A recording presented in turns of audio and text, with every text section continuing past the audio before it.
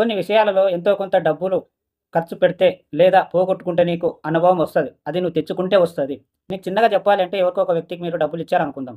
అప్పుడు నమ్మకంతో ఏదో ఇస్తారులే అని డబ్బులిచ్చిన తర్వాత అతను ఇవ్వకపోతే అప్పుడు నీకొకటి అనుభవం వస్తది. ఏమిటంటే ఇలాంటోనికి డబ్బు ఇచ్చి వేస్ట్ చేశాను కదా! నా తప్పయింది కదా!